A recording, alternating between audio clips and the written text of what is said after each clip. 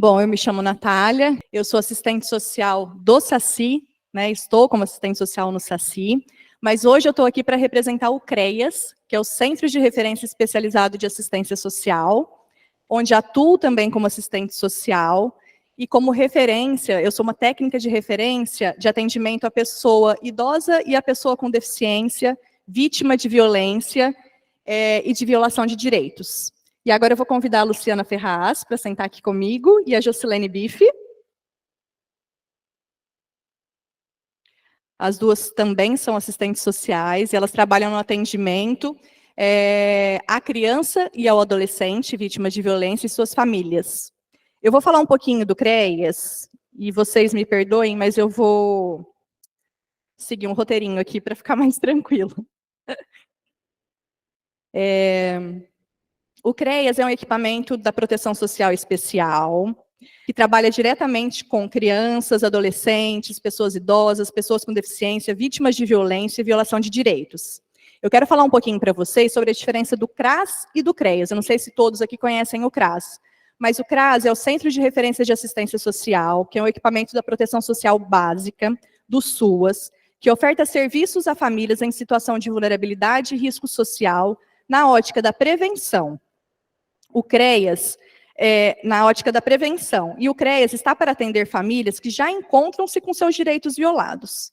Por isso, somos um serviço especializado, pois a partir da demanda de violência identificada, inicia-se um trabalho de acompanhamento familiar e de articulação com a rede de serviços, assim como com o sistema de garantia de direitos.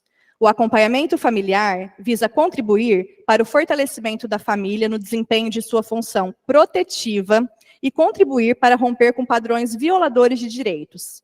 Quem é o nosso público-alvo? Falei aqui rapidamente já, mas vou frisar.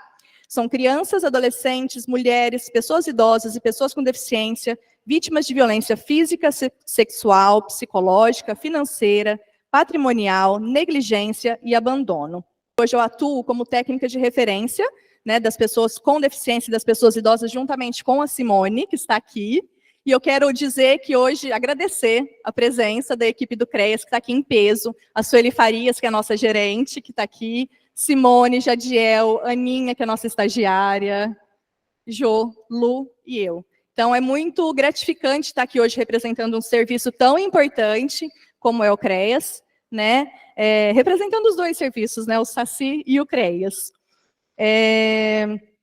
E agora eu vou apresentar a Luciana Ferraz, né, como eu já disse.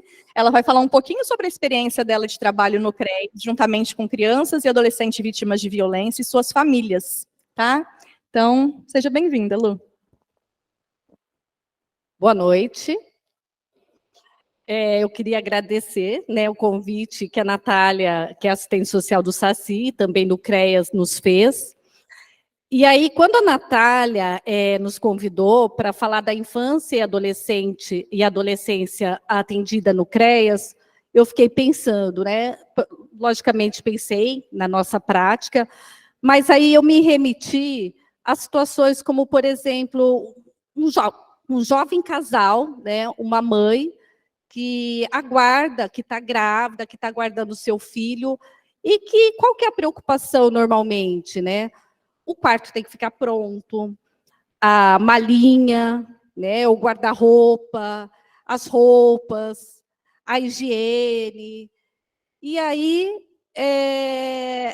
também daquela mãe que tem o adolescente e que se preocupa e que paga um colégio, tem um plano de saúde, um bom carro, né?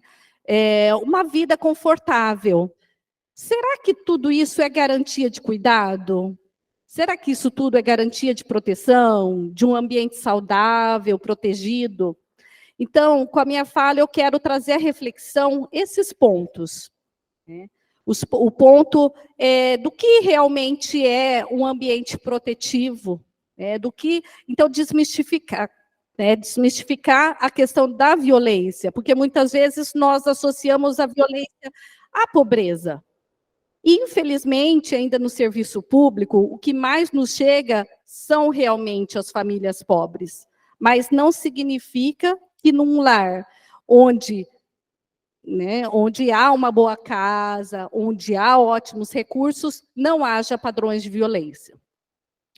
Pois bem, de qualquer forma, eu vou iniciar falando da nossa prática, abordando a questão da violência física. Eu vou falar das violências em que a gente mais encontra na nossa demanda, mas com certeza vai ficar faltando aqui outras violências, né? Como, por exemplo, o bullying, a violência cibernética, mas enfim, eu vou me ater às violências que mais chegam na nossa demanda, no nosso atendimento.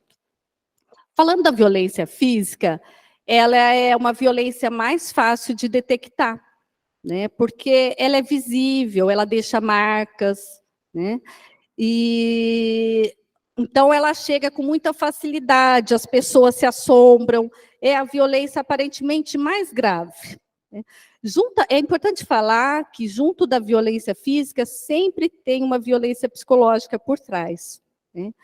Em atendimento com os responsáveis, os pais, o pai, a mãe, a gente pode perceber que nunca a violência física ela vem desassociada de uma violência psicológica, né?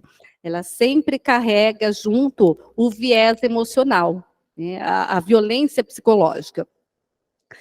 Em atendimento com esses pais, com esses familiares, a gente observa, acolhendo, conhecendo a sua história, que o histórico dessa família, ele é permeado por violência, né? E eles utilizam o método da violência como forma de educar, né? Como forma de se manter, de se ver como autoridade. E isso tem que ser trabalhado. Já passando para a violência psicológica, é uma violência bem difícil de ser percebida, ela é sutil, geralmente ela percorre muitos anos, e a própria vítima muitas vezes desconhece que está num ambiente emocionalmente fragilizado, né? Porque muitas vezes, por ser um ambiente intrafamiliar, também é difícil que quando esses encaminhamentos chegam, geralmente já está numa situação bastante prejudicada, né? E assim como o homem agressor, na situação da mulher vítima de violência, que é uma demanda que a gente também atende, por trás a gente percebe que há um intenso controle, né, da vítima, um intenso rigor, uma necessidade do pai e da mãe para que esse filho caminhe pelos caminhos que eles escolheram, ou que eles queriam que esse filho percorresse, né? Então, vou pegar minha colinha também, que eu também tenho aqui. Então, a violência emocional, ela não deixa marcas. Um dado bem importante que eu preciso falar é que tem chegado bastante caso de alienação parental no CREAS, né? Alienação parental e também a violência conjugal, que não deixa de afetar essas crianças e esses adolescentes que ficam nesse conflito, né, sofrendo de forma indireta essa violência. A questão da alienação parental tem sido uma coisa que tem aparecido demais, uma situação em que os pais não se apropriam dessa situação como algo que vai repercutir na vida de seus filhos, mas tem repercutido tanto na vida de adolescentes quanto das crianças, de uma forma como se a criança e o adolescente se misturassem àquele conflito e não percebesse que realmente eles não têm nada a ver. E muitas vezes os pais, ou até a própria mãe, eles se aproveitam disso. É uma forma de se aproveitar disso para causar sofrimento e violência no cônjuge, né? No outro, utilizando a criança para isso. Então, é algo que tem chegado cada vez mais no CREAS, sendo, então, uma violência psicológica. A vítima, ela fica muito confusa na questão da violência psicológica, porque ela não reconhece porque, ao mesmo tempo, é difícil de reconhecer, demora anos, né? Porque, muitas vezes, ela é aplicada por alguém que cuida, né? Que alimenta, que educa, que, enfim, que, de certa forma, protege, né? Protege do seu jeito. Mas, de outro lado, há os xingamentos, a questão da baixa estima, do rebaixamento. Então, para a vítima é muito confuso, né? Como é isso? É o padrão que ela recebeu desde o início né, do seu desenvolvimento, desde a infância. Então, a violência psicológica é tão difícil de ser detectada por conta desse conflito também. Né? E a figura do agressor, do agente agressor, também muitas vezes não percebe que está cometendo essa violência. Né? Na cabeça deles, eles estão conversando com eles estão educando. Né? Porque, afinal, eles dão tudo. Eles dão alimentação, muitas vezes pagam colégio, né? Como eu falei logo no princípio, pagam plano de saúde. Então, na verdade, eu estou me relacionando, né? Mas não param para refletir sobre a importância desse relacionamento, sobre a importância, sobre o fato de que o diálogo, a abertura para a escuta, a presença, ele é tão preponderante quanto a boa educação, né? Quanto satisfazer os direitos básicos, né? Alimentação, enfim. Vou falar um pouquinho também da violência sexual.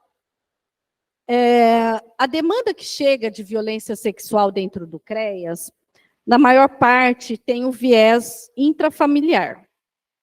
Né, na maior parte. Dentro da violência sexual, há duas situações. Quando a fala é validada, a fala da vítima, e quando a fala da vítima não é validada. Na segunda situação, quando não é validada, a gente vê um desafio muito maior, um enfrentamento muito maior, porque o sofrimento é duplicado. Né? Há, então, o sofrimento do abuso, da violência sexual, e, tão quanto prejudicial, há a questão do descrédito da fala. Né? Então, superar essa situação, ela se torna muito mais difícil, porque nós temos aí a desproteção do meio familiar, que deveria ter acolhido, que deveria ter acreditado, e também a questão do próprio abuso, que muitas vezes podem ter sido acontecido por anos. Eu vou citar um caso que apareceu de uma mãe que ela descobriu que seu filho adolescente praticou abuso sexual no âmbito intrafamiliar. A criança foi protegida, foi feito o boletim de ocorrência. E esse adolescente, ele colocou para a mãe arrependimento, tristeza, era uma pessoa próxima dele.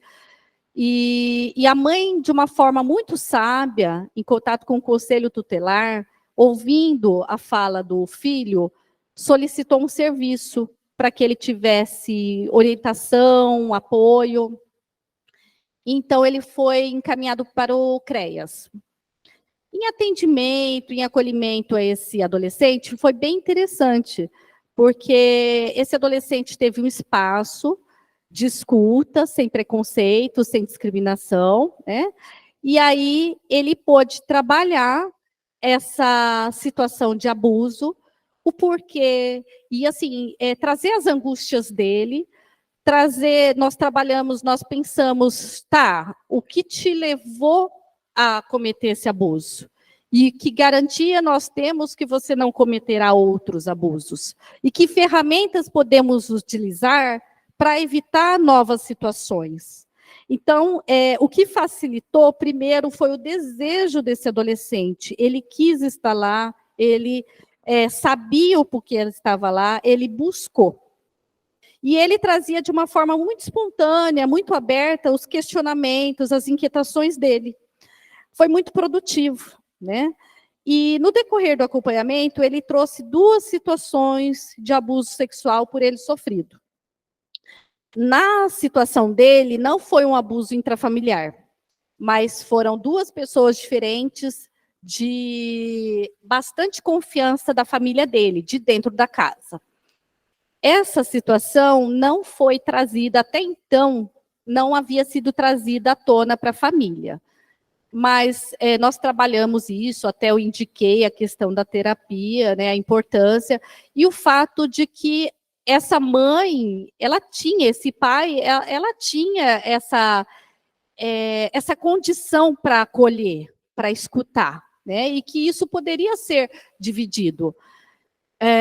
Mas, assim, foi muito legal, porque nós trabalhamos o encerramento desse acompanhamento em conjunto, no momento em que ele estava se sentindo mais forte, mais fortalecido, para seguir. E deixando também a disponibilidade, o serviço, para caso surgisse outras dúvidas. Hoje esse adolescente está seguindo, né? Com certeza, em alguns momentos, talvez ele necessite de novo, sobretudo do apoio psicológico, mas o que nós percebemos nesse caso? Primeiro, abertura para o diálogo, né? Essa mãe propiciou esse espaço para o filho, né? Segundo, a validação da fala dos 2 lados, da vítima e do adolescente, que aparentemente, se você olhar a olho nu, era um agressor. Mas se você explorar, escutar, acolher, você vai ver que ele também era uma vítima. E foi a tempo, né? Então, quantos agressores não tiveram essa mesma oportunidade? A gente imagina que um espaço a tempo, né, ao tempo certo, pode ter a chance deste agressor, que também foi vítima em algum momento, repensar, né? Repensar e articular meios e ferramentas para não replicar novamente. E também para trabalhar a sua própria culpa, para trabalhar o seu próprio funcionamento em função de tudo isso, né? Então, houve o espaço para o diálogo, houve a validação da fala e houve a proteção, porque ambos foram protegidos, né? A criança vítima, o adolescente, porque quando essa mãe escutou, validou a fala, ela procurou apoio, inclusive para ela, né? Que nós sentamos com ela e tentamos desmistificar essa questão da agressão, trazendo que ele está numa fase de desenvolvimento, e essa mãe também muito sábia, e muito assim, me fala, me ajuda, né? Muito aberta para pensar junto. Então, ela tinha plena capacidade e condição para auxiliar o filho e a criança, vítima do contexto familiar, no pleno andar, né, e continuar da vida. Bom, também é interessante falar que o ato da responsabilização, né, esse adolescente, junto com a proteção, ele foi responsabilizado através do boletim de ocorrência. Então, junto com a abertura do diálogo, também houve uma responsabilização. E isso tem um efeito pedagógico muito interessante, né? Porque ela não passou a mão na cabeça, acolheu simplesmente, não, acolheu, mas vamos lá. Existe uma lei, né? E o efeito pedagógico disso é muito maior do que o fato de fingir que nada aconteceu, ou esconder, né, as arestas, como a gente vê em alguns pactos de silêncio. Então, cuidar, educar, também significa auxiliar o filho nesse processo de responsabilização de seus atos, né? Então, e o limiar entre uma coisa e outra, cabe muitas vezes um acompanhamento, né? Um acompanhamento para todos nós, porque o exercício da maternidade não é fácil, existe uma reflexão contínua, uma troca contínua, e eu acho que depois a Jocilene vai explorar mais esse lado. Bom, eu vou falar da negligência também, que não deixa de ter o viés, né, da violência. A negligência são as situações onde a criança e o adolescente têm seus direitos básicos não supridos, né, como alimentação, os cuidados, a educação. É importante que nós, quando recebemos, ou nós, quando conhecemos e atendemos, a gente tome muito cuidado nesse atendimento para não culpabilizar a família, né? Para ter um olhar crítico em cima do que é mesmo essa negligência. Por que será que está acontecendo isso? Né? Porque é muito fácil, sobretudo nas famílias mais pobres, nomear uma negligência. Mas, aproximando o olhar, nós muitas vezes percebemos a ausência do Estado, e na sua maioria das vezes. E é nosso papel, enquanto serviço do CREAS, fortalecer essa família em todos os âmbitos, no âmbito da transferência de renda, da melhoria de renda, dos seus direitos, auxiliar para que ela tenha os seus direitos garantidos, né? Então, é um trabalho bem desafiador, inclusive eu cito aqui a importância de uma capacitação contínua para nós, porque é algo que a gente precisa estar discutindo o tempo todo. Essa fala minha é de algumas das experiências que eu tenho desde 2020, mas na equipe anterior, a equipe anterior tinha profissionais que estavam há 8 anos. Eu fico imaginando a diversidade, a variedade e complexidade dos casos que eles pegaram, porque eu, em 2020, eu de fato percebo que a todo momento a gente se depara com situações cada vez mais complexas, né? E que exigem, de fato, um olhar crítico para descortinar a aparência, né? Porque nem sempre aquilo que aparenta é real. Bom, em todas as vítimas, nós percebemos, cada qual no seu caso, cada qual na sua realidade, nós percebemos as consequências: automutilação, isolamento, dificuldade de socialização, agressividade, ideação suicida, ansiedade, baixa estima e principalmente sensação de culpa, por ser no âmbito familiar, né? Eu vou aqui trazer algumas frases para exemplificar melhor a minha prática e trazer e fortalecer as nossas reflexões. Você é um bosta. Nunca vai ser nada na vida. É um imprestável, uma vergonha para mim.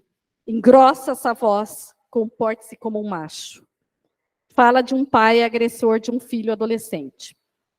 Meu ex-marido me convenceu que ele seria melhor que eu no cuidado de minha filha, já que ele tinha melhores condições financeiras que eu. Fala da mãe de uma criança que sofreu abuso sexual por parte do pai. Odeio meu pai. Ele sempre fez diferença de mim com a minha irmã. Era muito mais bravo e exigente comigo. E num outro momento ela colocou: preciso ser autoridade dentro da minha casa. Preciso dar educação aos meus filhos. Fala de uma mãe que aplica castigos físicos aos filhos como forma de educar. Você vai fazer isso mesmo? Se me denunciar, quem vai cuidar de sua mãe? Sabe que ela é doente. E bem ou mal, eu cuido dela, de você e da sua irmã. Fala de uma jovem de 18 anos que sofreu abuso sexual do padrasto dos 8 aos 18 anos. Para encerrar, só de olhar minha filha, ela já sabe o que eu quero. Obedece todo mundo. É uma criança extremamente educada. Fala de uma mãe que pratica violência psicológica contra a filha. Com isso, eu encerro, né, as minhas reflexões e tomara que eu tenha, né, conseguido trazer alguma contribuição nesse sentido. Obrigada. Foi ótimo, Lu. A gente agradece a sua fala e a sua participação. Agora a Jocilene Bife, ela vai nos trazer algumas considerações acerca da importância do brincar, da troca, da proteção entre pais e filhos. Vamos lá, Jo. Boa noite. A Diva ontem, ela trouxe uma contextualização muito interessante, né, sobre o brincar, né? E assim, algumas falas que ficaram muito marcadas é o brincar é comunicação. E o quanto que a falta de acolhimento, o quanto que o abandono gera angústias, que uma hora isso pode explodir de uma forma altamente destrutiva, né? Ela teve essa fala ontem. E uma coisa que tem me chamado muita atenção no CRAS, eu peguei vários casos, né, no pós-pandemia, peguei vários casos de adolescentes, meninas, com tentativa de suicídio. E isso é uma coisa que eu estou sempre falando para a equipe, né? A gente precisa criar formas de chegar nesses pais e de colocar para esses pais o que a falta de comunicação faz. Porque, assim, primeira coisa, né? Tentativa de suicídio é demanda de CREAS? Não é demanda específica de CREAS. A tentativa de suicídio, por si só, não viria para o CREAS. Mas né, seria um acompanhamento médico, um acompanhamento psicológico. Só que quando vem para a nossa mão, a gente vai olhar ali se não teve alguma violência que causou essa tentativa de suicídio.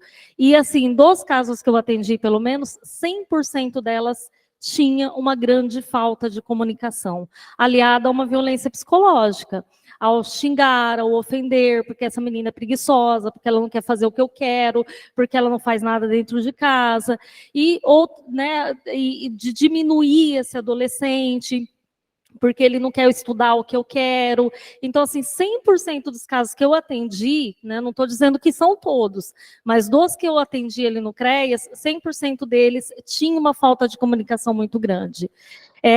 Eu faço um atendimento com os pais e eu faço atendimento com o adolescente. E a imagem que esses pais passam muitas vezes desse adolescente, a hora que o adolescente chega na sala, você vê que é uma pessoa totalmente diferente, que esses pais não conhecem minimamente quem é o filho que eles têm dentro de casa, né?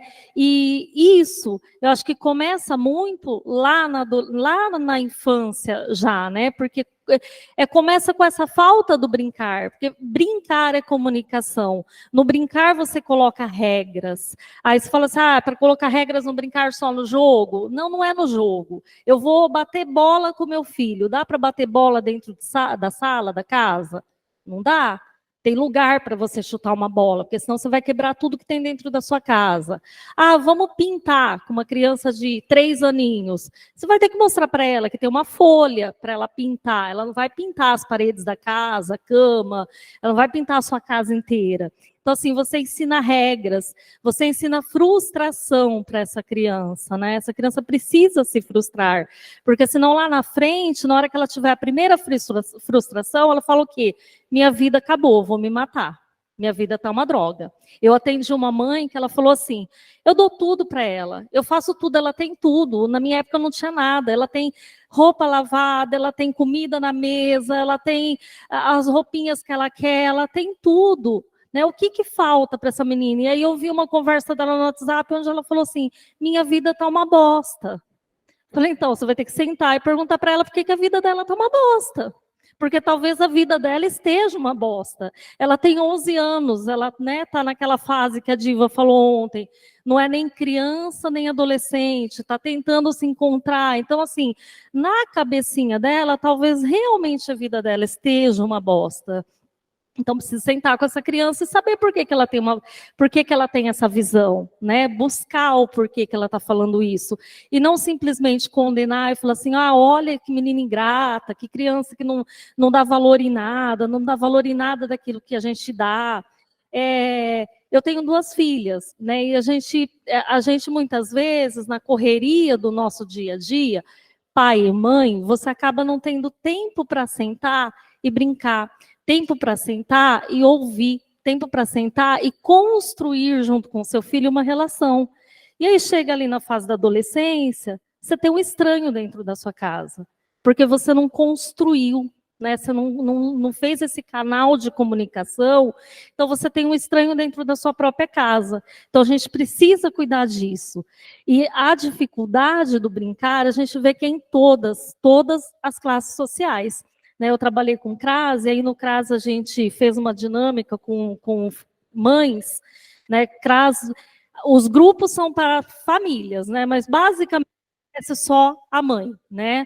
E aí a gente fez um grupo com mães e crianças, e aí tinham mães que tinham ali uma criança, tinha mãe que tinha ali 3 filhos, 4 filhos nesse grupo, e aí a gente propôs uma atividade para eles, né? Ah, vamos fazer uma matinê de Natal, de Carnaval, só que para a gente fazer matinê de Carnaval, vamos construir as máscaras? E a gente foi construir as máscaras com eles, e a gente sentou a mãe e o núcleo de criança. E o que a gente via? A mãe e as crianças, elas não conseguiam se comunicar a ponto de fazer aquela máscara junto. Ou a mãe tomava as coisas da mão da criança, fazia sozinha, ou ela largava a criança fazendo e ia conversar com o outro que estava do lado. Né? Então, assim, não tem aquela capacidade de sentar e interagir com seu próprio filho. E eu tenho pessoas que eu conheço que são da área de educação, e eu tive uma fala muito significativa, né, de uma pessoa da área que falou assim: a criança, ela fala tanto da babá que dá a impressão que quem cuida dela é a babá. Eu acho que ela mora na casa da babá, porque a babá leva ela para não sei onde, a babá faz isso, a babá faz aquilo, a babá penteia o cabelo, a babá faz a lição, a babá dá comida. Cadê a mãe? Cadê o pai? Né? Acho que essa criança, então a gente vê que assim é todas as camadas sociais, né? E a questão, a Lu falou um pouco disso também, mas a questão do você querer que o seu filho seja aquilo que você não foi, ou aquilo que você é, e você tem um sucesso profissional, um sucesso financeiro, você quer que ele repita seus caminhos. Ou você se frustrou porque você queria ser tal coisa e não conseguiu, e aí você vai jogar para ele. Né? Eu já peguei adolescentes que assim, né, você falava assim para o pai, para a mãe, tá, mas o que ele gosta? Ah, ele gosta de desenhar. O menino queria fazer faculdade de medicina, né? E assim, ele está no 2º ano do ensino médio, eu também acho que ele gosta de desenhar. Então, assim, são situações que, né, poxa, esse pai, essa mãe realmente escuta esse filho? A questão ontem que a Diva colocou também, quando a Sueli fez a pergunta, do diagnóstico, né, do desespero de ter um diagnóstico. Tem vários meninos que eu estou atendendo, ou é mãe, ou é tia, ou é vó, e o que acontece com esses meninos? Passaram por situações de violência, né, por situações de violação de direito. Foi tirado da mãe, ou a mãe abandonou. Então, são situações que assim, a criança já vem com uma carga de sofrimento muito grande. Aí a pessoa que está ali responsável pela educação acaba fazendo o quê? Permitindo tudo. Então, a gente também não pode confundir a comunicação, o sentar junto e discutir se o que não pode, realmente não pode, ou dá para a gente repensar, com a questão de permitir tudo, né? Porque aí assim, ai, tadinho, mas ele já sofreu tanto, vamos deixar? Ai, fez birra, mas tadinho, olha tudo que esse menino passou, vamos deixar. Vai deixando, vai deixando, vai deixando. E aí chega na escola, a hora que ele tem o não da professora, o não da coordenação pedagógica, o não do coleguinha da sala, ele dá aquele surto. Não estou falando surto no sentido literário da palavra, né? Aquele, o surto de gíria que a gente fala, né? Ah, menino surtou. Quebra tudo, vai para cima dos educadores, vai para cima dos amiguinhos. Aí, vamos buscar um diagnóstico. Esse moleque tem TOD. Ou esse moleque tem TDAH, ou esse moleque tem TEA, esse moleque tem alguma coisa. Esse moleque não é normal. Talvez ele possa até ter, né? Eu tive essa fala com uma mãe essa semana. Falei assim, olha, talvez ele possa ter. Talvez ele possa simplesmente não saber lidar com o não. Porque você está numa proteção tão grande dele, você percebeu que você colocou ele numa redominha de vidro, você não quer que nada machuque ele? Aí ela começou a chorar, né? Eu falei assim, então, você precisa tirar ele dessa redoma de vidro. Ele precisa aprender a lidar com o não e com as frustrações. Ele precisa saber que nem tudo vai estar ali na hora que ele quer e do jeito que ele quer. Porque senão é isso, vem esses rompantes de raiva, não estou falando que a gente não deva procurar, né, o diagnóstico, mas é uma busca tão grande e que talvez não tenha um diagnóstico, talvez seja só uma questão de essa criança precisa aprender a lidar com a raiva. E assim, isso até para a gente refletir. A gente ensina, né, quem tem filhos aqui, a gente ensina nossos filhos a lidar com a raiva. Você já chegou em casa alguma vez e falou para o seu filho, eu tive vontade de socar uma pessoa no meu serviço hoje. Mas aí eu contei até 10, eu respirei, eu parei para pensar e eu coloquei isso no campo do racional e falei assim, eu não posso. Isso é ensinar a criança a lidar com a raiva, é mostrar exemplos reais. Porque tem mães que, eu tenho de uma mãe que ela era tão calma, ela era um poço tão assim, sabe, quando você fala com ela, ela é um poço tão grande de calma. Ela falou assim, eu falo isso pro meu filho. Falei, tá, mas deixa ele ver isso. O dia que você chegar nervosa em casa, deixa ele ver que você fica nervosa, porque parece que você não sai nunca da sua calma total. Ensina ele a lidar com raiva. Fala assim, hoje eu tive vontade de bater na pessoa, mas eu me segurei, porque eu sei que eu tenho que me segurar. Era isso, gente. Se a gente for falar, tem muita coisa, mas era mais ou menos isso. Bom, mais uma vez, eu agradeço a participação e presença das minhas companheiras de trabalho. Agradeço mais uma vez a presença de todos que estão aqui de maneira física, de maneira virtual, acompanhando o nosso segundo dia de evento. E agora eu acho que a gente já pode abrir o espaço para as meninas, Ana Paula de Freitas, supervisora do Saci, e a equipe de aprendizagem que também vai contribuir com essa noite. Obrigada, gente.